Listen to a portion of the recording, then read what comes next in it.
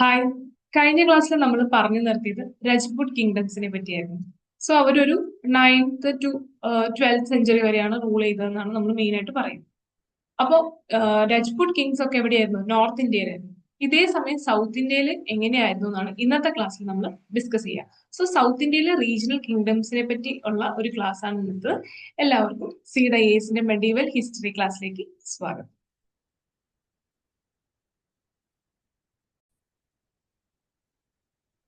അപ്പോ സൗത്ത് ഇന്ത്യയിലെ regional kingdoms തുടങ്ങുന്നതിന് മുന്നേ നമ്മൾ ഏൻഷ്യൻ ഹിസ്റ്ററിയിൽ പറഞ്ഞു നിർത്തിയ ഒരു ടോപ്പിക്കിൽ നിന്നാണ് നമ്മൾ ഇവിടെ സ്റ്റാർട്ട് ചെയ്യുന്നത്. അതായത് ചോളാസ്. ഓക്കെ. അപ്പോ ഇമ്പീരിയൽ ചോളാസിനെ പറ്റി പറഞ്ഞുകൊണ്ടാണ് ഏൻഷ്യൻ ഹിസ്റ്ററിയിലെ ലാസ്റ്റ് ടോപ്പിക് നമ്മൾ സ്റ്റോപ്പ് ചെയ്യുന്നത്. ചോളാസിനെ പറ്റി പറയുമ്പോൾ ഒരു 9th സെഞ്ചുറി തൊട്ട് സൗത്ത് ഇന്ത്യയിൽ സ്ട്രോങ് ആയിട്ട് വന്ന ഒരു കിങ്ഡം ആണ്. 9th century to 13th century വരെ ആയിരുന്നു അവരുടെ ടൈം പീരീഡ്. അപ്പോ മെയിൻ അതിന്റെ ഫൗണ്ടർ എന്ന് പറഞ്ഞു കഴിഞ്ഞാൽ വിജയാലയ എന്ന് പറയുന്ന കിങ് ആണ് അതിന്റെ ഫൗണ്ടർ. ആൻഡ് രാജരാജ ചോളയാണ് എന്താ പറയാ ചോള എംപയറിനെ ഒരു ഗോൾഡൻ ഏജിലോട്ട് എത്തിച്ചത് രാജരാജ ചോളയാണ്. ആൻഡ് രാജേന്ദ്ര ചോളയുടെ സമയത്ത് ഫർദർ നല്ല രീതിയിൽ ചോള ഡൈനാസ്റ്റി എക്സ്പാൻഡ് ആയി ഓൾമോസ്റ്റ് സൗത്ത് ഇന്ത്യയുടെ പകുതി ഭാഗം ഇവരുടെ കയ്യിലായിരുന്നു. ആൻഡ് ടുവേർഡ്സ് 13th സെഞ്ചുറി ആയി കഴിഞ്ഞപ്പോഴത്തേക്കും ഇവരങ്ങ് ഡിക്ലൈൻ ചെയ്തു. ആൻഡ് ഇവരെ തോപ്പിച്ചുകൊണ്ടാണ് ഇനിയുള്ള സെഷൻ ഇനിയുള്ള ക്ലാസ്സിൽ പഠിക്കാൻ പോകുന്ന ബാക്കി റൂളേഴ്സ് ഡെവലപ്പ് ചെയ്തു വരുന്നത്. ആൻഡ് ആരൊക്കെയായിരുന്നു ഈ ചോളാസിനെ തോപ്പിച്ചുകൊണ്ട് സൗത്ത് ഇന്ത്യയിൽ ഡെവലപ്പ് ചെയ്തു വന്ന കിങ്ഡംസ് നമുക്ക് നോക്കാം. സോ ഞാൻ ഇപ്പൊ പറഞ്ഞ ആ ഒരു ഫുൾ കാര്യം ഈ ഒരു മാപ്പിലേക്ക് നോക്കി നിങ്ങൾക്ക് മനസ്സിലാവും. അതായത് ഒരു 9th to 13th സെഞ്ചുറി വരെ സൗത്ത് ഇന്ത്യയുടെ ഇത്രയും ഭാഗം ഫുള്ളി ഡൊമിനേറ്റ് ചെയ്തതായിരുന്നു ഇമ്പീരിയൽ ചോളാസ്. പിന്നീട് ഇവരെ തോപ്പിച്ചുകൊണ്ട് ആരൊക്കെ വന്നൂടെ?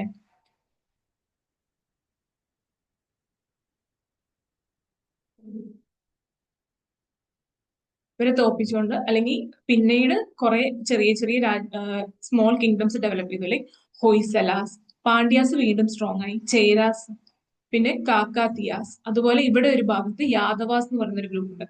അപ്പോ ചോളാസ് കുറെ 13th സെഞ്ചുറി ആയപ്പോൾ ചോളാസ് വീണ്ടും വീക്കൻ ചെയ്ത് അവര് ഭരിച്ചുകൊണ്ടിരുന്ന ആ ഏരിയയിലേക്ക് വേറെ ചെറിയ ചെറിയ കിങ്ഡംസ് ഡെവലപ്പ് ചെയ്തു. ആ കിങ്ഡംസ് ആണ് കാക്കാത്തിയാസ് ഓഫ് വാറങ്കൽ, യാദവാസ് ഓഫ് ദേവഗിരി, ഹൊയ്സലാസ്, പിന്നെ പാണ്ഡ്യാസും ചേരാസും. ക്ലിയർ ആണല്ലോ? പാണ്ഡ്യാസ് ചേരാസ് സംഘം ഏജ് തൊട്ടേ ഉണ്ട്. ചോളാസ് വീണ്ടും വീക്കൻ ചെയ്ത് കഴിഞ്ഞപ്പോൾ ചേരാസും പാണ്ഡ്യാസും പിന്നെയും സ്ട്രോങ് ആയി. ആൻഡ് എക്സ്ട്രാ ഒരു 13th സെഞ്ചുറിയിലൊക്കെ അല്ലെങ്കിൽ 11th 12th 13 ആ ഒരു സമയത്ത് എസ്റ്റാബ്ലിഷ് ആയിട്ട് വന്ന് പിന്നീട് ചോളാസിനെ മൊത്തത്തിൽ നശിപ്പിച്ച് പവർഫുൾ ആയി മാറുന്ന ചെറിയ ചെറിയ കിങ്ഡംസ് ആണ് കാക്കാത്തിയാസ് ഓഫ് വാറങ്കൽ, പിന്നെ ഹൊയ്സലാസ്, കാലാചുരി എന്ന് പറഞ്ഞൊരു ഇതുണ്ട്, യാദവാസ് ഓഫ് ദേവഗിരി. ഓക്കെ. ഇനി നമുക്ക് അവരെ പറ്റി ഒന്ന് പഠിക്കാം. പിന്നെ ഇനി ഈ പറയുന്ന കാര്യങ്ങളിൽ ഈ നോട്ടിൽ എഴുതിയിരിക്കുന്ന കാര്യങ്ങൾ ജസ്റ്റ് പഠിച്ചു വെക്കുക. ഇതിൽ നിങ്ങൾ എന്താ പറയാ കുറച്ചുകൂടെ സ്ട്രെസ് ചെയ്ത് പഠിക്കേണ്ടതെന്ന് പറഞ്ഞാൽ ഒന്ന് ഈ പറയുന്ന ഡൈനാസ്റ്റീസിന്റെ ഒരു ടൈം പീരീഡ് ഓർത്ത് വെക്കും. ഇപ്പൊ നമ്മൾ പറഞ്ഞ കഥയിലൊക്കെ നിങ്ങൾക്ക് ആ ഒരു ഫ്ലോയിൽ കിട്ടിയിട്ടുണ്ടാവും. ഇത് ആർക്ക് ശേഷമാണ് അല്ലെങ്കിൽ ആർക്ക് മുന്നെയാണ് ഈ പറയുന്ന ഓരോ ഡൈനാസ്റ്റ് അല്ലെങ്കിൽ ഓരോ കിങ്ഡംസ് ഉണ്ടായിട്ടുള്ളത്. ക്ലിയർ? ഓർമ്മ ഉണ്ടാവില്ല? ഓക്കെ. അപ്പോൾ എപ്പോഴെങ്കിലും ക്വസ്റ്റ്യൻ പേപ്പറിൽ ഇപ്പൊ ഇപ്പോഴത്തെ ക്വസ്റ്റ്യൻ പേപ്പറിന്റെ ഒരു ട്രെൻഡ് എന്താണ്? ഒരു ടൈം പീരീഡ് വരും. ഒരു 10th സെഞ്ചുറി അല്ലെങ്കിൽ 6th സെഞ്ചുറി ഈ ഒരു സമയത്ത് ഉണ്ടായിരുന്ന കിങ്ഡംസ് ഏതാണെന്ന് ചോദിച്ചു. അപ്പോൾ 6th സെഞ്ചുറിയിൽ ഉണ്ടായിരുന്ന കിങ്ഡംസ് ആണോ കക്കാത്തിയ ഡൈനാസ്റ്റി? അല്ല. അതെപ്പോഴാണ്? 10th സെഞ്ചുറിക്ക് ശേഷം ഉണ്ടായിട്ടുള്ളത്. അപ്പോൾ നിങ്ങൾക്ക് ഇങ്ങനത്തെ കാര്യങ്ങൾ കഥയോടുകൂടി പേര് ഓർത്ത് വെച്ച് കഴിഞ്ഞാൽ എക്സാമിന് ഇങ്ങനത്തെ ക്വസ്റ്റ്യൻസ് വരുമ്പോൾ പെട്ടെന്ന് എന്ത് ചെയ്യാൻ പറ്റും? ആൻസർ ചെയ്യാൻ പറ്റും. അപ്പൊ അതിനാണ് ഈ ഓരോ അല്ലെങ്കിൽ ഓരോ റീജിയണൽ കിങ്ഡംസും നമ്മൾ പറയുന്നത്. അല്ലാതെ ഇൻ ഡീറ്റെയിൽ ആയിട്ട് ഇവരുടെ ഓരോ കാര്യങ്ങളും A to Z നിങ്ങൾ അറിയേണ്ട ആവശ്യമില്ല. അപ്പോൾ ഒന്ന് ഈ ടൈം പീരീഡും ഏത് കാലഘട്ടത്തിലാണ്, അതായത് ഏത് കാലഘട്ടത്തിലാണ് ഇവർ ഉള്ളതെന്ന് അറിഞ്ഞു വെക്കുക. രണ്ടാമത് ഇവിടുത്തെ ക്യാപിറ്റൽ ഏതാന്ന് നോക്കുക. ആൻഡ് ക്യാപിറ്റലിന്റെ പ്രസന്റ് ലൊക്കേഷൻ എവിടെയാണെന്നും കൂടെ മനസ്സിലാക്കി വെക്കുക. കാരണം ഈ കിങ്ഡം പ്ലസ് ക്യാപിറ്റൽ ചോദിക്കാറുണ്ട്. ക്യാപിറ്റൽ പ്ലസ് അതിന്റെ പ്രസന്റ് ലൊക്കേഷൻ കറക്റ്റ് ആണോ എന്ന് പറഞ്ഞ് ചോദിക്കാറുണ്ട്. പിന്നീട് വരുന്ന ഒരു ഇമ്പോർട്ടന്റ് കാര്യമാണ് എന്തെങ്കിലും ഇമ്പോർട്ടന്റ് ആയിട്ടുള്ള ആർക്കിടെക്ചറൽ ലൈക് ഭയങ്കര ഗ്രേറ്റ് ആർക്കിടെക്ചറൽ കൺസ്ട്രക്ഷൻസ് ഇവർ നടത്തിയിട്ടുണ്ടെങ്കിൽ അതിന്റെ പേര് പഠിച്ചു വെക്കുക. അതിപ്പോ ഏതെങ്കിലും ലിസ്റ്റിൽ ഉൾപ്പെടുത്തിയിട്ടുണ്ടെങ്കിൽ അത് നോക്കി വെക്കുക. ക്ലിയർ ആണല്ലോ? അപ്പം ഇനി നമ്മൾ ഡീറ്റെയിൽ ആയിട്ട് നോക്കുന്നത് Kakatiyas of Warangal time period 1163 to 1323 C വരെയാണ്. ഓക്കെ. ആൻഡ് ഈ ഫാക്ട് എന്താ? അവരുടെ ക്യാപിറ്റൽ ആയിരുന്നു വാറങ്കൽ. ഇപ്പോഴത്തെ തെലങ്കാന റീജിയനിലാണ് ഇത് ലൊക്കേറ്റ് ചെയ്തത്. ഓക്കെ, തെലങ്കാന ആന്ധ്ര റീജിയൻ ഭരിച്ചുകൊണ്ടിരുന്ന ആൾക്കാരാണ് കക്കാത്തിയസ് ഓഫ് വാറങ്കൽ. ക്ലിയർ അല്ലേ? Capital sorry sorry capital Warangal. Founder ആണ് പ്രോള ടു. ഓക്കെ, ആദ്യം അദ്ദേഹം ചാലൂക്യാസ്, വെസ്റ്റേൺ ചാലൂക്യാസിന്റെ ഫ്യൂഡേറ്ററി ആയിരുന്നു. അവരുടെ ഭരണം ക്ഷയിച്ചു കഴിഞ്ഞപ്പോൾ അവിടുന്ന് ഡെവലപ്പ് ചെയ്താണ് ഈ പ്രോള ടു എന്ന് പറയുന്ന രാജാവ്. അങ്ങനെയാണ് അദ്ദേഹം കക്കാത്തിയ ഡൈനാസ്റ്റി കണ്ടുപിടിച്ചത്. മറ്റ് നോട്ടബിൾ റൂളേഴ്സ് ആണ് പ്രതാപരുദ്ര, ഗണപതി ദേവ, പിന്നെ ഗണപതി ദേവയുടെ മകള്, കാരണം ഗണപതി ദേവയ്ക്ക് ആൺമക്കൾ ഇല്ലാത്തതുകൊണ്ട് അദ്ദേഹത്തിന്റെ മകളായ രുദ്രമാദേവിയാണ് പിന്നീട് ഭരിച്ചത്. അപ്പൊ ഒരു സ്ത്രീ ഭരിക്കുക എന്നുള്ളത് അന്നും പ്രശ്നമുള്ള കാര്യമായിരുന്നു. അതുകൊണ്ട് തന്നെ ഈ രുദ്രമാദേവിനെ ഒരു പുരുഷനായിട്ട് ആയിട്ടായിരുന്നു വളർത്തി വന്നത്. അതായത് ഒരു പുരുഷന്റെ വേഷവിധാനത്തിലൊക്കെ ആയിരുന്നു ആദ്യം ഇവരെ വളർത്തി കൊണ്ടുവന്നത്. പിന്നീട് അവര് ശരിക്കും രുദ്രമാദേവി ആസ് എ ഫീമെയിൽ ലീഡർ എന്നുള്ള രീതിയിൽ ഭരിക്കാൻ തുടങ്ങി. ആൻഡ് അനുഷ്ക ഷെട്ടിയുടെ ഒരു സിനിമയുണ്ട്, നിങ്ങൾക്ക് താല്പര്യമുണ്ടെങ്കിൽ ഒന്ന് കണ്ടു നോക്കുക. ഓക്കെ, ആൻഡ് കൾച്ചറൽ കോൺട്രിബ്യൂഷൻ എന്ന് പറഞ്ഞു കഴിഞ്ഞാൽ, അതായത് ഈ കക്കാത്തിയാസ് നടത്തിയ അല്ലെങ്കിൽ തന്നിട്ടുള്ള കൾച്ചറൽ കോൺട്രിബ്യൂഷൻസ് എന്താണെന്ന് നമുക്ക് നോക്കാം. ഒന്നുകൂടെ ഞാൻ പറയാം. ഇതിന്റെ റീജിയൻ എന്ന് പറഞ്ഞു കഴിഞ്ഞാൽ ജോഗ്രഫിക്കലി നോക്കിക്കഴിഞ്ഞു കഴിഞ്ഞാൽ ഗോദാവരി കൃഷ്ണ റിവർ ബേസിൻസിന്റെ ആ ഒരു ഏരിയയിലാണ് ഇവരുടെ ലൊക്കേഷൻ. ഓക്കെ, ഏതൊക്കെ റിവറാ? കൃഷ്ണ, ഗോദാവരി. ക്ലിയർ അല്ലേ? Okay. And Telugu literature flourish ചെയ്തത് കക്കാത്തിയാസ് റൂൾ ചെയ്ത ഒരു സമയത്താണ്. വളരെ ഇമ്പോർട്ടന്റ് ആയിട്ടുള്ള ഒരു ഇതാണ് കൊഹിനൂർ ഡയമണ്ട്. കേട്ടിട്ടുണ്ടാവല്ലോ കൊഹിനൂർ ഡയമണ്ട്. അതായത് ബ്രിട്ടീഷുകാർ നമ്മുടെ അടുത്തുനിന്ന് കട്ടെടുത്തുകൊണ്ട് പോയൊരു സാധനമാണ് ഈ കൊഹിനൂർ ഡയമണ്ട്. ഓക്കെ, അപ്പൊ ഈ കൊഹിനൂർ ഡയമണ്ടിന്റെ മൈനിങ് ഏരിയ വാറങ്കൽ എന്ന് പറഞ്ഞ സ്ഥലത്ത്, അതും ഈ പറയുന്ന കക്കാത്തിയ ഡൈനാസ്റ്റിയുടെ ഉള്ളിൽ പെടുന്ന ഒരു സ്ഥലമാണ്. ഇനി ഈ കൊഹിനൂർ ഡയമണ്ടിനെ പറ്റി ഒരു കഥ പറയാം. കൊഹിനൂർ ഡയമണ്ട് എന്ന് പറഞ്ഞു കഴിഞ്ഞാൽ വളരെ വിലപിടിപ്പുള്ള ഒരു ഡയമണ്ട് ആണ്. ഭയങ്കര റയർ സംഭവമാണ്. പക്ഷെ അതിനെപ്പറ്റി ഈ വേദം പഠിക്കുന്നവർ പറയുന്ന ഒരു കാര്യം എന്താണെന്ന് വെച്ച് കഴിഞ്ഞാൽ, ഈ കൊഹിനൂർ ഡയമണ്ട് ഏത് രാജാവിന്റെ കയ്യിലാണോ ഇരിക്കുന്നത് അല്ലെങ്കിൽ എവിടെയാണോ ഇരിക്കുന്നത് അത് നശിച്ചു പോകുന്ന അറിയാം. ഓക്കെ, അപ്പോ പക്ഷെ ഇതൊന്നും അറിയാതെ തന്നെ അലാവുദ്ദീൻ ഖിൽജി, നമ്മൾ ഇനി ഉള്ള ക്ലാസ്സിൽ പഠിക്കുന്ന ഡൽഹി സുൽത്താനേറ്റിലെ അലാവുദ്ദീൻ ഖിൽജി ഈ കൊഹിനൂർ ഡയമണ്ട് ഈ കക്കാത്തിയാസിന്റെ കയ്യിലുണ്ടെന്ന് പറഞ്ഞ് എന്ത് ചെയ്തു, ഇവര് ഇങ്ങോട്ടേക്ക് യുദ്ധം ചെയ്താൽ നിന്നു. സ്ഥലം, ഒന്നാമത്തെ കേസ് ടെറിട്ടോറിയൽ എക്സ്പാൻഷൻ ഒരു മെയിൻ പോയിന്റ് ആണ്. പ്ലസ് ഈ കൊഹിനൂർ ഡയമണ്ട് കിട്ടണമായിരുന്നു. ഓക്കെ, അപ്പൊ ഞാൻ പറഞ്ഞു ഈ വേദങ്ങളിൽ അല്ലെങ്കിൽ മതപണ്ഡിതന്മാര് പറയുന്നത് എന്താ, കൊഹിനൂർ ഡയമണ്ട് കയ്യിൽ വെക്കുന്ന ആ ആൾക്കാര് അവര് നശിക്കാനാ ചാൻസ് കൂടുതൽ, രാജ്യമേ നശിക്കും. അപ്പോ അതിന്റെ എപ്പോഴും നല്ലത് അതൊരു അമ്പലത്തിൽ വയ്ക്കുന്നതായിരിക്കും. അല്ലാന്നുണ്ടെങ്കിൽ അതൊരു സ്ത്രീയുടെ കയ്യിലിരിക്കുന്നതാണ് ഏറ്റവും നല്ലതെന്ന് അവർ പറയാം. ഓക്കെ, അപ്പൊ ഇതൊന്നും അറിഞ്ഞുകൊണ്ടോ എന്തായാലും ആ ഒരു രത്നം കിട്ടാൻ വേണ്ടിയിട്ട് അലാവുദ്ദീൻ ഖിൽജി ആദ്യം അദ്ദേഹത്തിന്റെ കമാൻഡർ ആയിട്ടുള്ള മാലിക് ഗഫൂറിനെ വിടുകയാണ്. കിട്ടിയില്ല. പിന്നീട് മറ്റൊരു കമാൻഡർ വന്നു, അദ്ദേഹം ഈ സ്വർണം കൊണ്ടുപോയി, രത്നം കൊണ്ടുപോയി. ഓക്കെ, കൊഹിനൂർ ഡയമണ്ട് കൊണ്ടുപോയതിനു ശേഷം പിന്നീട് അലാവുദ്ദീൻ ഖിൽജിക്ക് ചരിത്രം പറയുന്ന ഭ്രാന്ത് പിടിച്ചു എന്നാണ്. അപ്പം അവര് പറയുന്നത് ശരിയാന്ന് പറയുന്ന കാര്യങ്ങളാണ് പിന്നീട് സംഭവിക്കുന്നത്. അലാവുദ്ദീൻ ഖിൽജിയുടെ കയ്യിലെ കൊഹിനൂർ ഡയമണ്ട് ഇരുന്നിടത്തോളം കാലം അദ്ദേഹത്തിന് ഭ്രാന്തമായ അവസ്ഥയായിരുന്നു എന്നാ പറയാം. പിന്നീട് ഇദ്ദേഹത്തിന്റെ കയ്യിൽ നിന്ന് മറ്റൊരു ആൾക്ക് കിട്ടിയിട്ടുണ്ട്, അതാണ് ഷാജഹാൻ. അപ്പൊ ഷാജഹാന്റെ ലൈഫ് സ്റ്റോറി വായിച്ചാൽ നിങ്ങൾക്ക് മനസ്സിലാവും, അദ്ദേഹത്തിന്റെ മരണം പോലും ഭയമായിരുന്നു എന്ന് പറയാം. അതും ഈ കൊഹിനൂർ ഡയമണ്ട് ആയിട്ട് കണക്ട് ചെയ്താ പറയണേ. ഓക്കെ, അപ്പൊ കൊഹിനൂർ ഡയമണ്ട് ഇപ്പൊ ബ്രിട്ടീഷുകാർ കൊണ്ടുപോയി, ഇന്ത്യയിൽ നിന്ന് കൊണ്ടുപോയിട്ടുണ്ട്. ഇപ്പൊ UK അവസ്ഥ എന്താ? വളരെ മോശം അല്ലേ? അങ്ങനെയല്ല, UK എന്ന് പറയുന്നത് ഒരു വലിയ രാജ്യമാണെന്ന്, അതായത് നമ്മളെ ബ്രിട്ടീഷുകാർ ഭരിച്ചിരുന്ന സമയത്തുള്ള UK പവറും അല്ലെങ്കിൽ പ്രതാപവും ഒന്നും ഇപ്പൊ അവർക്കില്ല. ചിലപ്പോ അതും ഈ കൊഹിനൂർ ഡയമണ്ട് കൈവശം വെച്ചേക്കുന്നതുകൊണ്ട് ആകാതിരിക്കാം. ഓക്കെ, അപ്പൊ ഇപ്പം ഈ കഥയൊക്കെ ശശി തരൂർ ഒരു ആർട്ടിക്കിളിൽ പറഞ്ഞിട്ടുണ്ട്. അതിനുശേഷം ഇന്ത്യക്കാർക്ക് ഇപ്പം അല്ലെങ്കിൽ നമ്മുടെ ഇന്ത്യയുടെ ഭരണാധികാരികൾക്ക് ഇപ്പോ കൊഹിനൂർ ഡയമണ്ട് UK തിരിച്ചു കൊണ്ടുവരുന്ന യാതൊരു താല്പര്യമില്ല. കാരണം ഇന്ത്യ എങ്ങാനും ഇനി ഈ കാരണം കൊണ്ട് നശിച്ചു പോയാലും. സോ ഇപ്പം നമ്മൾ ആ ഒരു കൊഹിനൂർ ഡയമണ്ട് ഇന്ത്യയുടേതാണ്, അത് ഇന്ത്യക്ക് വേണം എന്നുള്ള ആ ഒരു ഐഡിയന്ന് കുറച്ചുകൂടെ മാറി നിൽക്കുക. കാരണം അതിന്റെ ആ ഒരു ഹിസ്റ്ററി ഇത്രയും മോശമാണ്. അത് കൈവശം വെക്കുന്ന ആൾക്കാർ നശിച്ചു പോകുന്ന പറയും. ഓക്കെ, അപ്പൊ കഥ മനസ്സിലിരിക്കട്ടെ. മെയിൻ ആയിട്ട് തലയിൽ വെക്കേണ്ട പോയിന്റ്, കൊഹിനൂർ ഡയമണ്ട് ഏത് കിങ്ഡം ആയിട്ട് അസോസിയേറ്റ് ചെയ്യുന്നത്? കക്കാത്തിയാസ് ഓഫ് വാറങ്കൽ. ക്ലിയർ ആണല്ലേ? ഓക്കെ, ഇനി ഈ കക്കാത്തിയാസിന്റെ ആ ഒരു എന്താ പറയാ റീജിയനിലോട്ട് കടന്നു വന്ന ഒരു ഫോറിൻ ട്രാവലർ ആണ് മാർക്കോ പോളോ. ഇദ്ദേഹം ഒരു വിയറ്റ്നാമീസ് ട്രാവലർ ആണ്. അപ്പൊ മാർക്കോ പോളോ വന്ന ഒരു ടൈം പീരീഡ് നിങ്ങൾ ഓർത്ത് വെക്കുക, 1163 to 1323 ആ ഒരു സമയത്ത് വന്നൊരു ട്രാവലർ ആണ് മാർക്കോ പോളോ.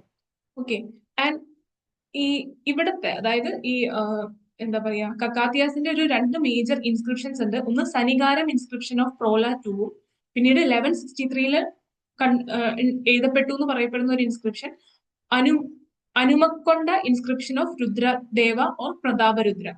അപ്പൊ ഈ രണ്ട് ഇൻസ്ക്രിപ്ഷൻ ഓർത്തു വയ്ക്കുക. പേരും അതായത് ഒന്ന് പറയുന്നത് ഈ സനികാരം ഇൻസ്ക്രിപ്ഷൻ ഓഫ് പ്രോല ടു പറയുന്നത് ഇവര് മറ്റേ നമ്മുടെ ചാലൂക്യാസിന്റെ വാസൽസ് ആയിരുന്നു എന്ന് പറയുന്ന ഇൻസ്ക്രിപ്ഷൻ ആണ് സനികാരം ഇൻസ്ക്രിപ്ഷൻ. ഓക്കെ. ആൻഡ് അനുമക്കൊണ്ട ഇൻസ്ക്രിപ്ഷൻ എന്ന് പറഞ്ഞു കഴിഞ്ഞാൽ അവര് വളരെ ഇൻഡിപെൻഡന്റ് പവർഫുൾ റൂളേഴ്സ് ആയി മാറി എന്ന് പറയുന്ന ഇൻസ്ക്രിപ്ഷൻ ആണ് അനുമാക്കൊണ്ട ഇൻസ്ക്രിപ്ഷൻ. ഇതിന്റെ ഡീറ്റെയിൽസും ബാക്കി കാര്യങ്ങളും ഒന്നും നോക്കണ്ട. ജസ്റ്റ് സനികാരം ഇൻസ്ക്രിപ്ഷൻ അതുപോലെ അനുമാക്കൊണ്ട ഇൻസ്ക്രിപ്ഷൻ ഇത് രണ്ടും കക്കാത്തിയാസ് ഓഫ് വാറങ്ങളായിട്ട് റിലേറ്റ് ചെയ്ത ഇൻസ്ക്രിപ്ഷൻ ആണ് അറിഞ്ഞു വെക്കുക. ഓക്കെ. മറ്റൊരു ഇമ്പോർട്ടന്റ് കൺസ്ട്രക്ഷൻ ആണ് 1000 pillar temple in Hanamkonda. Okay. അപ്പൊ രാമപ്പ ടെമ്പിൾ ഒരു മേജർ കൺസ്ട്രക്ഷൻ ആണ് കക്കാത്തിയാസിന്റെ. അല്ല നീ അത് ഞാൻ പറഞ്ഞില്ല അല്ലേ. ഓക്കെ. അപ്പൊ ഇവിടുത്തെ മേജർ കൺസ്ട്രക്ഷനിൽ ഒന്നാണ് 1000 പില്ലർ ടെമ്പിൾ, അടുത്താണ് രാമപ്പ ടെമ്പിൾ. ഓക്കെ. രാമപ്പ ടെമ്പിളിന്റെ പ്രത്യേകത എന്ന് വെച്ച് കഴിഞ്ഞാൽ ഇതൊരു 39th വേൾഡ് ഹെറിറ്റേജ് സൈറ്റ് ആയിട്ട് യുനെസ്കോ എന്ത് ചെയ്തു, യുനെസ്കോ ആഡ് ചെയ്തേക്കുന്നതാണ്. യുനെസ്കോന്റെ 39th വേൾഡ് ഹെറിറ്റേജ് സൈറ്റ് ആയിട്ട് യുനെസ്കോ ഇന്ത്യയിൽ നിന്ന് സെലക്ട് ചെയ്ത ഒരു സൈറ്റ് ആണ് രാമപ്പ ടെമ്പിൾ. അപ്പൊ രാമപ്പ ടെമ്പിൾ എന്ന് പറഞ്ഞു കഴിഞ്ഞാൽ ആ temple it's also known as Rudreshwara temple. Kakatiya style of ആർക്കിടെക്ചറിന് പേര് കേട്ടതാണ്. ഇത് പണിത ആളുടെ പേരാണ് രാമപ്പ, അതുകൊണ്ടാണ് രാമപ്പ ടെമ്പിൾ എന്ന് ഇതിനെ വിളിക്കുന്നത്. ഓക്കെ. ഒരു ശിവന് പ്രതിഷ്ഠിച്ചിരിക്കുന്ന ഒരു അമ്പലമാണിത്. ആൻഡ് ഇവിടുത്തെ ഒരു പ്രത്യേകത എന്ന് വെച്ച് കഴിഞ്ഞാൽ ഇതൊരു സാൻഡ് ബോക്സ് ടെക്നിക്ക് വെച്ചിട്ടാണ് ഇത് കൺസ്ട്രക്ട് ചെയ്തിരിക്കുന്നത്. സാൻഡ് ബോക്സ് ടെക്നിക്ക് എന്ന് പറഞ്ഞു കഴിഞ്ഞാൽ സാധാരണ നമ്മളൊരു ബിൽഡിംഗ് കൺസ്ട്രക്ട് ചെയ്യുമ്പോൾ അതിന് തറ കെട്ടും. ഇവിടെ തറ കെട്ടുന്നതിന്റെ കൂടെ ഒരു പില്ലർ, തറ കെട്ടുന്നതിന് മുന്നേ തന്നെ പില്ലർ കൺസ്ട്രക്ട് ചെയ്ത് ആ പില്ലറിലേക്ക് ജാഗറി, കുറച്ച് സാൻഡ് അല്ലെങ്കിൽ മറ്റേ സാൻഡ് സ്റ്റോൺ ഷിറ്റ്സ് എന്ന് പറയും. ഓക്കെ. ഷിറ്റ്സ് അതുപോലെ ജാഗറി പിന്നെ കറക്കായ എന്ന് പറഞ്ഞ ഒരു തരം ഫ്രൂട്ട് ഉണ്ട്, അതൊരു ബൈൻഡിങ് ഫ്രൂട്ടാണ്. ഇതെല്ലാം കൂടെ മിക്സ് ചെയ്ത് ആ പില്ലറിൽ നിറച്ചു വെക്കും. അപ്പോൾ അത്രയും സാധനങ്ങൾ ഇത് ചെയ്ത് ഈ പില്ലറിൽ നിറച്ചു വെക്കുമ്പോൾ അതിനൊരു കുഷനിങ് എഫക്റ്റ് കിട്ടും. അപ്പോൾ കുഷനിങ് എഫക്റ്റ് കിട്ടുന്നതുകൊണ്ട് തന്നെ ഒരു എർത്ത് വന്നാലും ഇതിന്റെ എന്താ പറയാ ഫൗണ്ടേഷൻ എന്താ പറയാ ഷേക്ക് ചെയ്യോ നശിക്കോ ഇല്ല. അപ്പൊ ആ ഒരു മെത്തേഡിനാണ് സാൻഡ് ബോക്സ് ടെക്നിക് എന്ന് പറയാം. സോ സാൻഡ് ബോക്സ് ടെക്നിക് ഉപയോഗിച്ച് കൺസ്ട്രക്ട് ചെയ്തിരിക്കുന്ന ഒരു ടെമ്പിൾ ആണ് Ramappa temple. Sand box technique എന്താണെന്ന് മനസ്സിലായല്ലോ. ഈ ഇവിടുത്തെ ഈ തറ കെട്ടുന്നതിന് മുന്നേ തന്നെ ഇതിന്റെ അടിയിൽ പില്ലേഴ്സ് ഉണ്ടാക്കിയിട്ട് അവിടെ കുറെ സാൻഡ് സ്റ്റോണും അതുപോലെ തന്നെ കുറെ കറക്കായ എന്ന് പറയുന്ന ഒരു ഫ്രൂട്ട് പിന്നെ കുറെ ജാഗറി അങ്ങനത്തെ കുറെ സാധനങ്ങളിട്ട് മിക്സ് ചെയ്ത് ആ പില്ലർ ഫില്ല് ചെയ്യും. അങ്ങനെ അവിടെ ഒരു കുഷനിങ് എഫക്ട് നമുക്ക് കിട്ടുകയാണ്. ഓക്കെ. കുഷനിങ് എഫക്ട് കിട്ടുന്നതുകൊണ്ട് തന്നെ എർത്ത് അങ്ങനത്തെ വലിയ വലിയ ഷേക്ക് മൂവ്മെന്റ്സോ എന്തെങ്കിലും ഭൂമിക്ക് ഉണ്ടായാലും ഈ അമ്പലത്തിന്റെ ഫൗണ്ടേഷന് യാതൊരു കുലുക്കവും ഉണ്ടാവില്ല. സോ ഇതിനെയാണ് സാൻഡ് ബോക്സ് ടെക്നിക് എന്ന് പറയാ. 2019 നമ്മൾ ഇത് റെക്കമെൻഡ് ചെയ്താണ് ഇതൊരു യുനെസ്കോ ഹെറിറ്റേജ് സൈറ്റ് ആയിട്ട് അക്സെപ്റ്റ് ചെയ്യുന്നു പറഞ്ഞു. 21 അക്സെപ്റ്റ് ചെയ്തു. ഇപ്പൊ 39th ഇന്ത്യ എന്നുള്ള 39th UNESCO world heritage site ആണ് രാമപ്പ ടെമ്പിൾ. ഇന്ത്യ എന്നുള്ള കൾച്ചറൽ ഹെറിറ്റേജ് സൈറ്റിലെ 39ാമത്തെ കൾച്ചറൽ ഹെറിറ്റേജ് സൈറ്റ് ആണ് രാമപ്പ ടെമ്പിൾ. ക്ലിയർ അല്ലേ? ഓക്കെ. അടുത്ത ഇമ്പോർട്ടന്റ് കിങ്ഡം ആണ് Hoysalas of Dwarasamudra.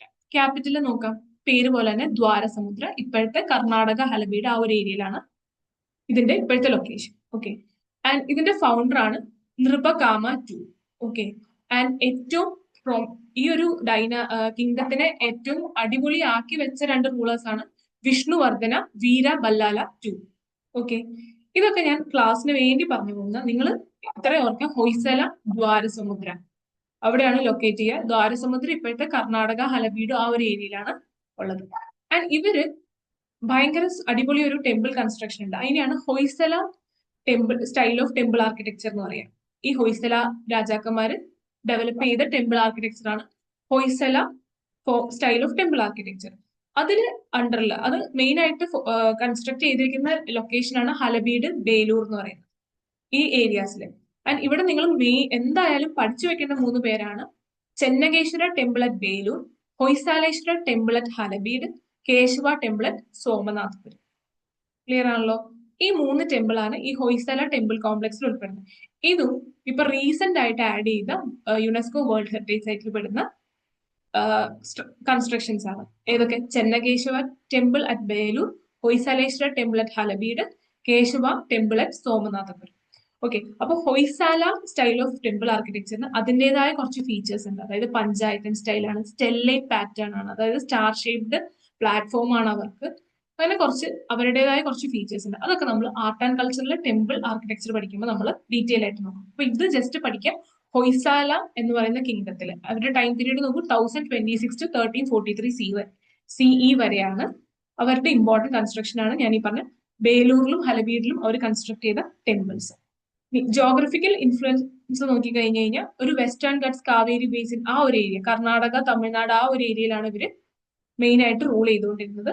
Territory included modern, അപ്പൊ ഇവരുടെ ടെറിട്ടറിയിലാണ് ഇപ്പോഴത്തെ Bhadra wildlife sanctuary, Kudremukh national park ഒക്കെ ലൊക്കേറ്റ് ചെയ്യുന്നത്. അപ്പൊ കുദ്രമുഖ് നാഷണൽ പാർക്കിന്റെ ഒക്കെ ഇപ്പോഴത്തെ ഏരിയ എന്ന് പറഞ്ഞാൽ അന്ന് ഹൊയ്സലാസ് ഭരിച്ചിരുന്ന area.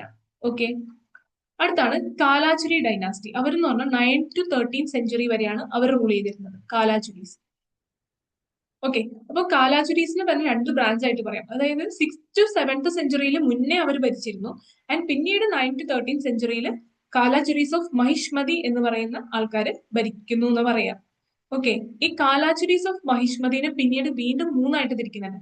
കാലാചുരീസ് of Tripuri, Kalachuris of Kalyani, Kalachuris of Ratnapura. Okay, നിങ്ങള് ഇതില് ഇപ്പൊ കാലാചുരീസ്, കക്കാത്തിയ, ഹൊയ്സലാസ് ഇനി പറയുന്ന യാദവ, ഇതെല്ലാവരും കണ്ടംപററീസ് ആയിരുന്നു എന്ന് മാത്രം പഠിച്ചു വെച്ചാൽ മതി. എവിടെയെങ്കിലും ക്വസ്റ്റ്യൻ പേപ്പറിൽ ഏതെങ്കിലും ഒരു ക്വസ്റ്റ്യനിൽ കാലാചുരീസ് ഓഫ് മഹിഷ്മതി എന്ന് കണ്ടു കഴിഞ്ഞാൽ ഒരു 9 to 13 സെഞ്ചുറി ടൈം പീരീഡിൽ ഉണ്ടായിരുന്ന ആൾക്കാരാന്ന് ഓർത്ത് വെച്ചാൽ മാത്രം മതി. ഓക്കെ, ആൻഡ് അതിന് വീണ്ടും ഒരു 3 സബ് ഡിവിഷൻസ് ഉണ്ടായി. എന്റെ പേരാണ് കാലാചുരീസ് ഓഫ് ത്രിപുരി. ത്രിപുരി എന്ന് പറഞ്ഞാൽ ത്രിപുരയിലല്ല, അത് മധ്യപ്രദേശിലൊരു സ്ഥലമാണ് കാലാചുരീസ് ഓഫ് ത്രിപുരി. ക്ലിയർ അല്ലേ? ഇനി കാലാചുരീസ് ഓഫ് കല്യാണി, അടുത്താണ് കാലാചുരീസ് ഓഫ് രത്നപുര. ഇനി ഇവിടുത്തെ ഇമ്പോർട്ടന്റ് റൂളേഴ്സ് ആണ് ഗംഗേയ ദേവ, കർണ, യുവരാജദേവ, ടൂക്ക്. ഓക്കെ, ആൻഡ് ഇമ്പോർട്ടന്റ് ആർക്കിടെക്ചർ ആണ് ഈ ഫിഗറിൽ കാണുന്ന പോലെ Karna temple at Amarkantak. Okay, അമർകാണ്ടകിൽ കാണുന്ന ഒരു ടെമ്പിൾ ആണ് കർണ. അതും ഈ കാലാചുരീസിന്റെ ടൈം പീരീഡിൽ കൺസ്ട്രക്ട് ചെയ്തൊരു ടെമ്പിൾ ആണ്. പിന്നെ മഹിഷ്മതിയിലെ വേറെ ടെമ്പിൾ കൺസ്ട്രക്ഷൻസ് ഒക്കെ മെയിൻ ആയിട്ട് ആ ടെമ്പിൾ കൺസ്ട്രക്ഷൻസിനൊക്കെ കോൺട്രിബ്യൂട്ട് ചെയ്ത രാജാക്കന്മാർ ആരാണ്? ഈ കാലാചുരീസ് ആണ്. Inscriptions at Gajrav. Okay, and ഇപ്പോ അവിടെ ഇമ്പോർട്ടന്റ് ആയിട്ട് കാണുന്ന രണ്ട് നാഷണൽ പാർക്സ് ആണ് ബന്ധാവ്ഗഡ് നാഷണൽ പാർക്കും കൻഹ നാഷണൽ പാർക്കും. ഓക്കെ, അപ്പൊ കൻഹ നാഷണൽ പാർക്കോ ബന്ധാവ്ഗഡ് നാഷണൽ പാർക്കോ എന്തിനെങ്കിലും ഇമ്പോർട്ടന്റ് ആയിട്ട് വന്നു കഴിഞ്ഞാൽ ന്യൂസിൽ എപ്പോഴും കണ്ട ജസ്റ്റ് അന്ന് അവിടെ ഭരിച്ചിരുന്ന ആൾക്കാർ നമ്മുടെ കാലാചുരീസ് ആണെന്നും കൂടെ ഒന്ന് ഓർത്തു വയ്ക്കാം. ക്ലിയർ അല്ലേ? ഇനി അടുത്താണ് Yadavas of Devagiri. Time period 1187 to 1317. ഇവരെല്ലാവരും ഏകദേശം ഒരേ സമയത്ത് ഉണ്ടായിരുന്ന ആൾക്കാരാണ്. യാദവാസ് ഓഫ് ദേവഗിരി അവരിപ്പോഴത്തെ മഹാരാഷ്ട്ര ആ ഒരു ഏരിയയിലാണ് അവരുടെ അന്നത്തെ ലൊക്കേഷൻ. ഇപ്പോഴത്തെ മഹാരാഷ്ട്രയിലാണ് അവരന്ന് ഭരിച്ചുകൊണ്ടിരുന്നത്. ഇവരുടെ ക്യാപിറ്റൽ നോക്കിക്കേ, ദേവഗിരി, മോഡേൺ ഡേ ദൗലത്താബാദ് എന്ന് പറയും. ഓക്കെ, ഇനി ഈ ദേവഗിരിയിലേക്കാണ് പിന്നീട് മുഹമ്മദ് ബിൻ തുഗ്ലക്ക് ക്യാപിറ്റൽ ഷിഫ്റ്റ് ചെയ്യുന്നുണ്ട്. നമ്മൾ പഠിക്കും, വരുന്ന ക്ലാസ്സിൽ പഠിക്കും. ഡൽഹിയിൽ നിന്ന് ദൗലത്താബാദ് അല്ലെങ്കിൽ ദേവഗിരി എന്ന് പറഞ്ഞ സ്ഥലത്തേക്ക് മുഹമ്മദ് ബിൻ തുഗ്ലക്ക് അദ്ദേഹത്തിന്റെ ക്യാപിറ്റൽ ഷിഫ്റ്റ് ചെയ്യുന്നുണ്ട്. ആൻഡ് അത് അദ്ദേഹം എടുത്ത വലിയൊരു മണ്ടൻ തീരുമാനം കൂടിയായിരുന്നു. ക്ലിയർ ആണല്ലോ? അപ്പൊ ദേവഗിരി എന്ന് പറയുന്നത് ആരുടെ ക്യാപിറ്റൽ ആയിരുന്നു? യാദവാസിന്റെ ക്യാപിറ്റൽ ആയിരുന്നു, പ്രസന്റ് മഹാരാഷ്ട്ര. ക്ലിയർ അല്ലേ? ആൻഡ് ഫൗണ്ടർ എന്ന് പറഞ്ഞ Bhillama. Notable rule Singhana 2. Architecture fort of Devagiri. Okay, literature നോക്കി ഞാൻ മറാത്ത, മഹാരാഷ്ട്രയിലാണല്ലോ, അപ്പൊ അവർ മെയിൻ ആയിട്ട് പേട്രണൈസ് ചെയ്തിരുന്ന ഏത് ലാംഗ്വേജ്, ഏത് ലിറ്ററേച്ചറിനെ ആയിരിക്കും? മറാത്തി ലിറ്ററേച്ചറിനെ. ജോഗ്രഫി നോക്കിക്കഴിഞ്ഞ് കഴിഞ്ഞാൽ വെസ്റ്റേൺ ഡെക്കാൻ പ്ലാറ്റു. ഓക്കെ, അപ്പൊ ഒന്നുകൂടെ ഈ ഫിഗർ നോക്കിക്കഴിഞ്ഞാൽ മനസ്സിലാവും. ഇവിടെ കക്കാത്തിയാസ് ഓഫ് വാറങ്കൽ, ഹൊയ്സലാസ് ഇവിടെയായിരുന്നു. പിന്നെ ഇവിടെയാണ് നമ്മുടെ യാദവാസ്, ഇവിടെ നമ്മുടെ കാലാചുരീസ്. മനസ്സിലായോ? അപ്പൊ ഇവരെല്ലാവരും ഒരു 9 to 13 സെഞ്ചുറിയിൽ സൗത്ത് ഇന്ത്യയിൽ കണ്ടംപററീസ് ആയിട്ട് ഭരിച്ചുകൊണ്ടിരുന്ന. ഇത് നോക്കി, അന്ന് ഇത്രയും ഭാഗം ഭരിച്ചുകൊണ്ടിരുന്ന ചോളാസിനെ ഇവരെല്ലാരും ചേർന്ന് ഒരു ചെറിയൊരു മൂലയിലേക്ക് ഒതുക്കി. അപ്പൊ ചോളാസ് ഉണ്ട്, ചേരാസ് ഉണ്ട്, ഇവിടെ പാണ്ഡ്യാസ് ഉണ്ട്, ഹൊയ്സലാസ്, ഓക്കെ, കാക്കാത്തിയാസ്, യാദവാസ്, കാലാചുരീസ്. ഇപ്പൊ പിക്ചർ നല്ലപോലെ ക്ലിയർ ആണല്ലോ. പഠിച്ച ആൾക്കാര് എല്ലാവരും ഇവിടെ ഉണ്ട്. കാക്കാത്തിയാസ് ഉണ്ട്, ഹൊയ്സലാസ് ഉണ്ട്, യാദവാസ് ഓഫ് ദേവഗിരി ഉണ്ട്, കാലാചുരീസ് ഉണ്ട്. അപ്പൊ ക്ലിയർ അല്ലേ? സൗത്ത് ഇന്ത്യയിലാണ് 9 to 13 സെഞ്ചുറിയിൽ ഇവരെല്ലാരും കൂടിയാണ് ഭരിച്ചിരുന്നത്. ചോളാസിന്റെ ഭരണം ക്ഷയിച്ചു കഴിഞ്ഞു. ഓക്കെ, അപ്പൊ ഇത്രയുമാണ് നമ്മൾ സൗത്ത് ഇന്ത്യയിൽ മെയിൻ ആയിട്ടുള്ള റീജിയണൽ കിങ്ഡംസ്. ഇനി നമ്മൾ കുറച്ചുകൂടെ നമ്മൾ നേരത്തെ കഴിഞ്ഞ ക്ലാസ്സിൽ രജ്പുട്സിനെ പഠിച്ചു, അതൊരു നോർത്ത് വെസ്റ്റേൺ ഇന്ത്യ. ഇനി അതിനും മേലെ ഉണ്ടായിരുന്ന ഏതെങ്കിലും റീജിയണൽ കിങ്ഡംസ് ഉണ്ടോ? അതിനും മേലെ ആരോ ഉള്ളത്? കാശ്മീർ. അപ്പൊ കാശ്മീരിലുള്ള കുറച്ച് റീജിയണൽ കിങ്ഡംസ് നമുക്ക് ഇതിൽ നോക്കാം. ഫസ്റ്റ് വൺ ആണ് കർക്കോത്ത ഡൈനാസ്റ്റി ഓഫ് കാശ്മീർ. ഓക്കെ, അവിടെ ഫൗണ്ട് ചെയ്തിരിക്കുന്ന ദുർലഭ വർദ്ധന എന്ന് പറയുന്ന ഒരു കിങ് ആണ്. അപ്പൊ ഇതിലും ജസ്റ്റ് പേരല്ല പഠിക്കേണ്ടത്. ഐ മീൻ ഈ ഫൗണ്ടഡ് ബൈ ദുർലഭ വർദ്ധനയൊന്നും നിങ്ങൾ നോക്കിയില്ലെങ്കിലും കുഴപ്പമില്ല. കർക്കോത്ത ഡൈനാസ്റ്റി എവിടെയാന്ന് വെച്ച് കഴിഞ്ഞാൽ കശ്മീർ റീജിയനിലാണ്. ആൻഡ് ഇവിടുത്തെ മെയിൻ ഒരു റൂളറിന്റെ പേര് പഠിക്കുക, ലളിതാദിത്യ മുക്തപിത. ഓക്കെ, അദ്ദേഹമാണ് കുറച്ചുകൂടെ നല്ല രീതിയിൽ ഈ കർക്കോത്ത ഡൈനാസ്റ്റി എക്സ്പാൻഡ് ചെയ്തത്. ഓക്കെ, അപ്പൊ ഇവിടെ പഠിക്കേണ്ട ഒരേ ഒരു റൂളർ ഉള്ളൂ, ലളിതാദിത്യ മുക്തപിത. ഓക്കെ, ഇനി ഇവിടുത്തെ മേജർ ഒരു കൺസ്ട്രക്ഷൻ ആണ് മാർട്ട്ലാൻഡ് സൺ ടെമ്പിൾ എന്ന് പറയുന്നത്. ഓക്കെ, ഈ ഒരു സൺ ടെമ്പിൾ വളരെ ഇമ്പോർട്ടന്റ് ആയിട്ടുള്ള, അതായത് കർക്കോത്ത ഡൈനാസ്റ്റിയിൽ ഡിസ്റ്റിങ്ക്റ്റ് ആയിട്ട് പറയുന്ന ഒരു കശ്മീരി സ്റ്റൈൽ ഓഫ് ആർക്കിടെക്ചറിന് എക്സാമ്പിൾ ആയിട്ട് പറയാൻ പറ്റുന്ന ഒരു ടെമ്പിൾ കൺസ്ട്രക്ഷൻ ആണ് മാർട്ട്ലാൻഡ് സൺ ടെമ്പിൾ. ഓക്കെ, അതും കർക്കോത്ത ഡൈനാസ്റ്റിയിൽ റൂളേഴ്സ് ആണ് ഡെവലപ്പ് ചെയ്തത്. ക്ലിയർ അല്ലേ?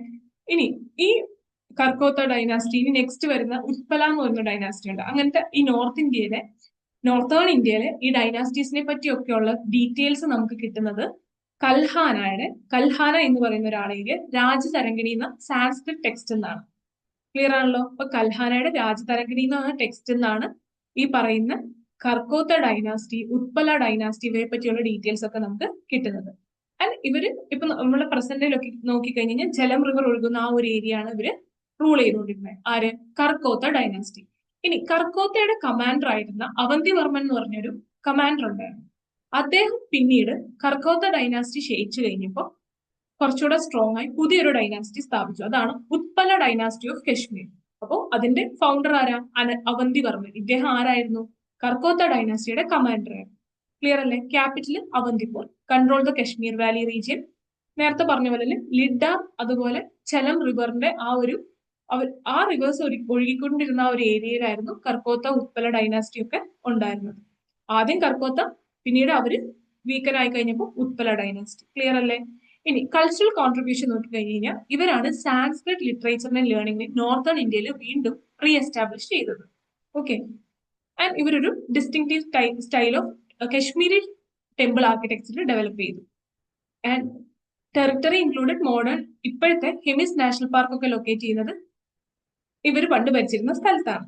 ആൻഡ് അവന്തി സ്വാമി ടെമ്പിൾ ആണ് അവന്തിവർമ്മൻ എന്റെ റെയിനിലുണ്ടായ ഒരു മേജർ ടെമ്പിൾ. അപ്പം കശ്മീരി സ്റ്റൈൽ ഓഫ് ടെമ്പിൾ ആർക്കിടെക്ചറും കുറച്ചുകൂടെ അവർക്ക് അതിൻ്റെതായ വ്യത്യസ്ത ഫീച്ചേഴ്സ് ഉണ്ട്.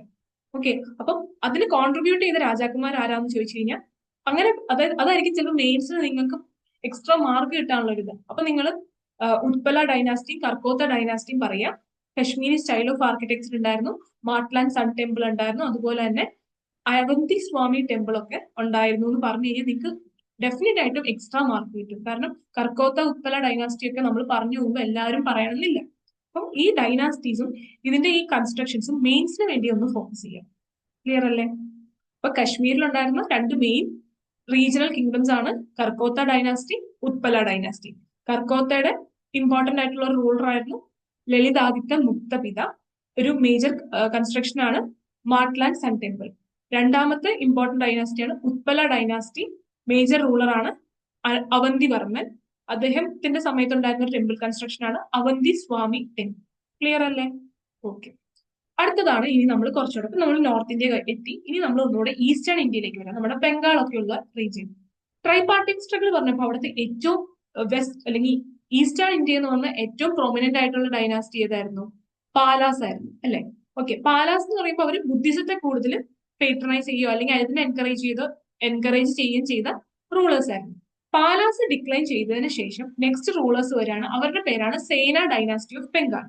ടൈം നോക്കിക്കോളൂ, 1070 to 1230 CE വരെ. ഓക്കെ, ഇവർ ഫൗണ്ട് ചെയ്തത് ഹേമന്ത് സേന എന്ന് പറയുന്ന രാജാവാണ്. ആൻഡ് ക്യാപിറ്റല് നവാബ് ദ്വീപ്, ലേറ്റർ വിക്രംപുര അവരുടെ ക്യാപിറ്റലായി. ഓക്കെ, അതല്ലാതെ ഇമ്പോർട്ടന്റ് ആയിട്ടുള്ള റൂളേഴ്സ് ആണ് ബല്ലാല സേനയും ലക്ഷ്മണ സേനയും. ഓക്കെ, സേന ഡൈനാസ്റ്റി ഇതൊരു ഹിന്ദു ഡൈനാസ്റ്റി ആയിരുന്നു, അത് ഓർത്ത് വെക്കുക. കാരണം പാലാസ് ബുദ്ധിസത്തിനെ സപ്പോർട്ട് ചെയ്തെങ്കിൽ സേന ഡൈനാസ്റ്റി ഹിന്ദുയിസത്തിനെ പേട്രണൈസ് ചെയ്ത ഡൈനാസ്റ്റി ആയിരുന്നു. ഓക്കെ, കൾച്ചറൽ അച്ചീവ്മെന്റ് നോക്കിക്കഴിഞ്ഞു കഴിഞ്ഞാൽ ഇവർ കൂടുതലായിട്ടും സാൻസ്ക്രിറ്റ് ലിറ്ററേച്ചറിനെ പേട്രണൈസ് ചെയ്തു.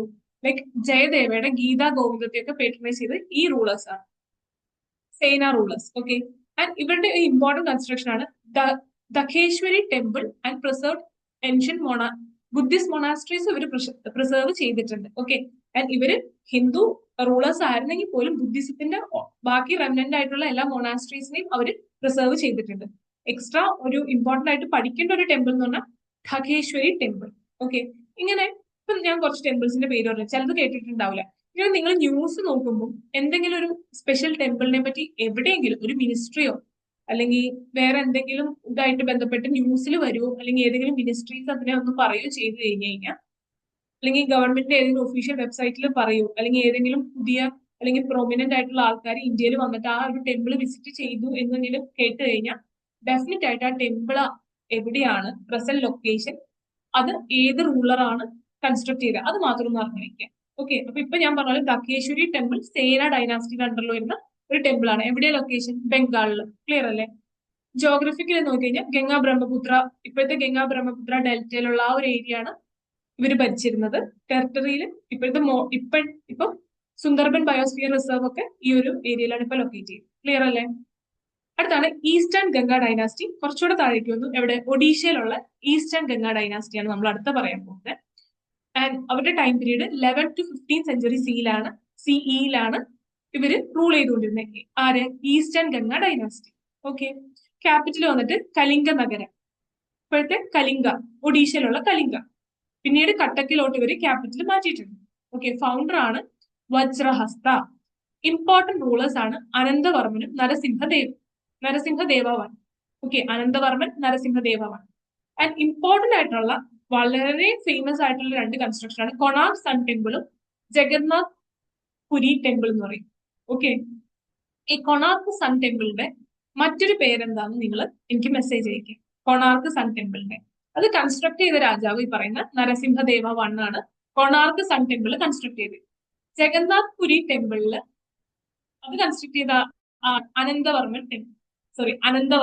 ഓക്കെ, ആ രാജാവാണ് ജഗന്നാഥ് പുരി ടെമ്പിൾ കൺസ്ട്രക്ട് ചെയ്തത്. ക്ലിയർ ആണല്ലോ? അടുത്തത് അവിടുത്തെ ഇമ്പോർട്ടന്റ് ലിറ്ററേച്ചർ എന്ന് പറഞ്ഞു കഴിഞ്ഞാൽ അവര് ഒഡിയ ലിറ്ററേച്ചറിനെയും സാൻസ്ക്രിറ്റ് ലിറ്ററേച്ചറിനെയും ഒക്കെ പേട്രണൈസ് ചെയ്തിട്ടുണ്ട്. എല്ലാവർക്കും കേൾക്കാമോ? ഇവിടെ മഴ പെയ്യുന്നുണ്ട്. അടുത്താണ് ജോഗ്രഫി. നോക്കിക്കഴിഞ്ഞാൽ ഈസ്റ്റേൺ കോസ്റ്റൽ പ്ലെയിൻസിലായിരുന്നു അവരുടെ ആ ഒരു location. Mahanadi river delta form ചെയ്യുന്ന റീജിയൻ ഒക്കെയാണ് ഈ പറയുന്ന ഈസ്റ്റേൺ ഗംഗ ഡൈനാസ്റ്റി ഭരിച്ചത്. ക്ലിയർ അല്ലേ? അപ്പൊ ഈസ്റ്റേൺ ഗംഗ ഡൈനാസ്റ്റി എന്ന് പറയുമ്പോൾ നിങ്ങളുടെ മനസ്സിലേക്ക് ഗംഗ പോകുന്ന ഒരു UP ബീഹാർ റീജിയൻ അല്ല വരേണ്ടത്. ഈസ്റ്റേൺ ഗംഗ ഡൈനാസ്റ്റി ഉണ്ടായിരുന്നത് ഒഡീഷ എന്ന് പറയുന്ന സ്ഥലത്താണ്. ക്ലിയർ ആണല്ലോ? ഒഡീഷയിലാണ് അവർ ഭരിച്ചുകൊണ്ടിരുന്നത്. ആൻഡ് ഇപ്പോഴത്തെ മേജർ വൈൽഡ് ലൈഫ് സാഞ്ചുറീസ് ആയിട്ടുള്ള ഭീതർകനിക നാഷണൽ പാർക്ക് ഇവരുടെ ആ ഒരു ഏരിയയിലാണ് ലൊക്കേറ്റ് ചെയ്തത്. ചിലൈക്ക ലേക്ക്, അത് റാംസർ സൈറ്റ് ആണ്, അതും ഈ ഒരു ഏരിയയിൽ, ഇവരുടെ ആ ഒരു ഏരിയയിലാണ് ലൊക്കേറ്റ് ചെയ്തത്. ഇവർ ഭരിച്ചിരുന്ന ആ ഏരിയയിലാണ് ലൊക്കേറ്റ് ചെയ്തത്. ക്ലിയർ അല്ലേ? അപ്പം മേജർ നാഷണൽ പാർക്ക് അല്ലെങ്കിൽ വൈൽഡ് ലൈഫ് ഫീച്ചേഴ്സ് നോക്കിക്കഴിഞ്ഞാൽ ഭീതർകനിക നാഷണൽ പാർക്കും ചിലൈക്ക ലേക്കും ഈ ഒരു ഏരിയയിൽ ലൊക്കേറ്റ് ചെയ്യുന്നുണ്ട്. ക്ലിയർ അല്ലേ? ഓക്കെ, അപ്പൊ കൊണാർക്ക് സൺ ടെമ്പിളിന്റെ മറ്റൊരു പേര് എന്താണെന്ന് എനിക്ക് മെസ്സേജ് ചെയ്യും. ഇതാണ് ക്വസ്റ്റ്യൻ. അടുത്തൊരു എക്സസൈസ് എന്ന് പറഞ്ഞു കഴിഞ്ഞാൽ ഇതിലിപ്പോ നമ്മൾ പറഞ്ഞു പോയ കുറച്ച് ഫിഗേഴ്സ് ആണ് ഇതെല്ലാം.